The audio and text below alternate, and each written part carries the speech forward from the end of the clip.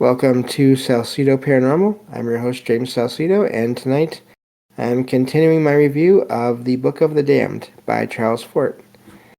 As always, you can find all episodes of the show along with links to social media, ways to listen, and ways to support the show at the website, and that is salsidoparanormal.com, and that's SALSIDO paranormal.com.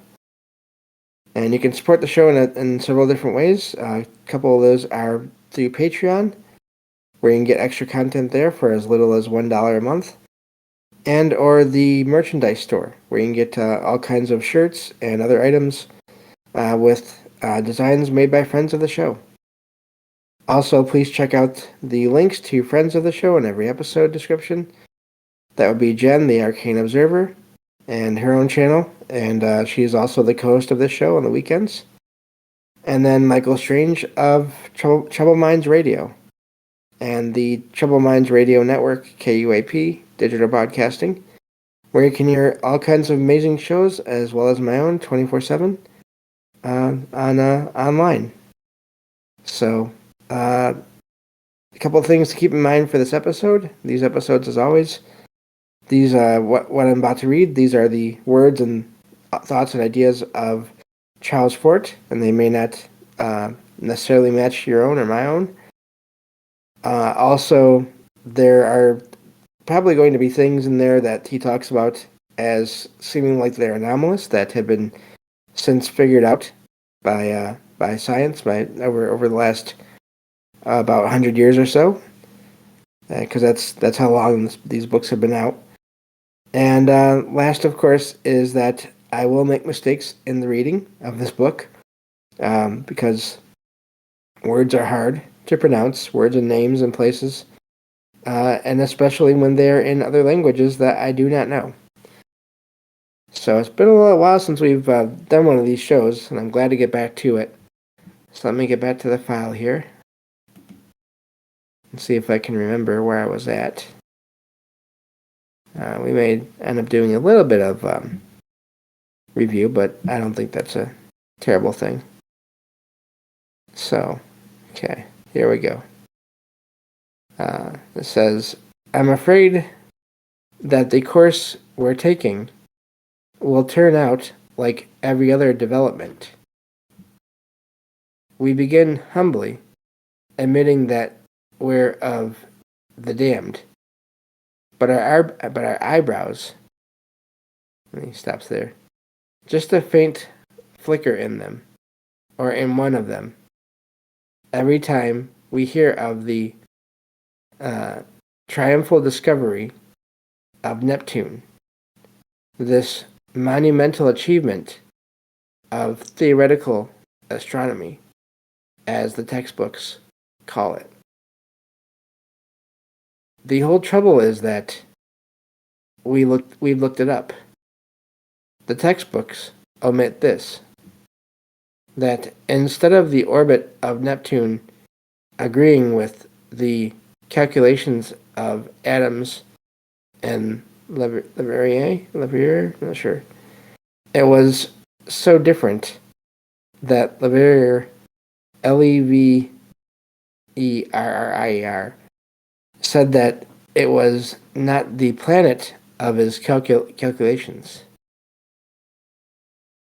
Later, it was thought best to say no more upon that subject. The textbooks omit this, that in 1846, everyone who knew a sine from a cosine was out sitting in signing and cosigning for a planet beyond Uranus. However you say that. Two of them guessed right. To some minds, even after Leverrier's own rejection of Neptune, the word guessed may be objectionable. But according to Professor Pierce, there we go, of Harvard, the calculations of Adams and Leverrier would have applied quite as well to positions many degrees from the position of Neptune. Or for Professor Pierce's demonstration that discovery of Neptune was only a happy accident. See the Proceedings of the American Academy of Sciences, 1-65. For references, see Lowell's Evolution of Worlds. Or comets, another nebulous resistance to our own notions. As to eclipses, I have notes upon several of them that did not occur upon scheduled time, though with differences only of seconds. Well, seconds is, I don't know what I was saying that for. And one delightful lost soul, deep buried, but buried in the ultra-respectable records of the Royal Astronomical Society, upon an eclipse that did not occur at all. That delightful ultra-sponsored thing of perdition is too good and malicious to be dismissed with passing notice. We'll have him later. Throughout the history of astronomy, every comet that has come back upon predicted time, not that essentially there was anything more abstruse about it than is a prediction that you can make of a postman's periodicities tomorrow, was advertised for all it was worth. It's the way reputations are worked up for fortune tellers by the faithful. The comets that didn't come back, omitted or explained. Or Encke's comet, ENCKE comet, it came back slower and slower. But the astronomers explained. Be almost absolutely sure of that. They explained. They had it all worked out and formulated and proved, in quotation marks, why that comet was coming back slower and slower. And there the damn thing began coming faster and faster. Halley's Comet. Astronomy. The perfect science, as we astronomers like to call it. Jacoby is in parentheses there. So as you can see, Fort has opinions about science and astronomy. Of course, keep in mind, like I said earlier, this is from 100 years ago or so. So there may be reasons for the things that he's talking about, but there may not be, because I have no idea, because I am not an astronomer. So anyway, it's still, I think, fascinating to look at his views on these things and why he thinks the way he does about them, and how he came to those thoughts. Back to the book here. It's my own notion that if in a real existence an astronomer could not tell one longitude from another, he'd be sent back to this purgatory of ours until he could meet that simple requirement. Halley was sent to the Cape of Good Hope to determine its longitude. He got it degrees wrong. He gave to Africa's noble Roman promontory a retrousse twist that would take the pride out of any Kafir. We hear everlastingly of Halley's Comet. It came back, maybe. But unless we look the matter up in contemporaneous records, we hear nothing of the Leonids, for instance. By the same methods as those by which Halley's Comet was predicted, the Leonids, I think I've heard that before too, were predicted. November 1898. No Leonids. It was explained. They had been perturbed. They would appear in November 1899. November 1899. November 1900. No Leonids. My notion of astronomic accuracy. Who could not be a prize marksman if only his hits be recorded? Okay. As to Halley's Comet of 1910, everybody now swears he saw it. He has to perjure himself. Otherwise, he'd be accused of having no interest in great, inspiring things that he's never given any attention to. Regard this, that there never is a moment when there is not some comet in the sky. Virtually there is no year in which several new comets are not discovered. So plentiful are they. Luminous fleas on a vast black dog. In popular impressions, there is no realization of the extent to which the solar system is flea-bitten. If a comet have not the orbit that astronomers have predicted, perturbed, if, like Halley's Comet, it be late, even a year late, perturbed. When a train is an hour late, we have small opinion of the predictions of timetables. When a comet's a year late, all we ask is that it be explained. We hear of the inflation and arrogance of astronomers.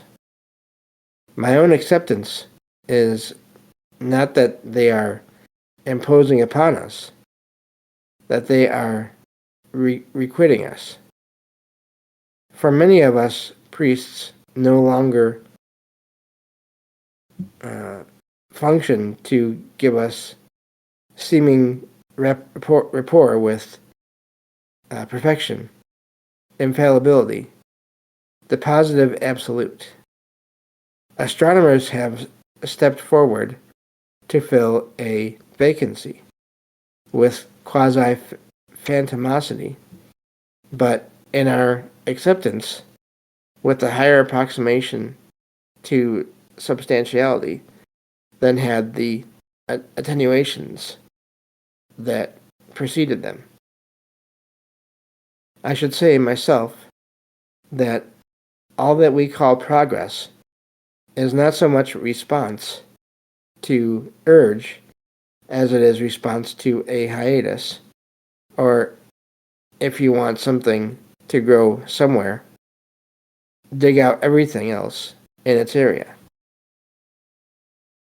So I have to accept that the positive assurances of astronomers are necessary to us, or the blunderings, evasions, and disguises of astronomers would never be permitted to take. Permitted. Lost my spot. Would never be tolerated. There we go. That given such latitude as they are permitted, that's where I messed up, to take, they could not be very disastrously mistaken. Suppose the comet called Halley's had not appeared. Early in 1910, a far more important comet than the anemic luminosity said to be Halley's appeared. It was so brilliant that it was visible in daylight.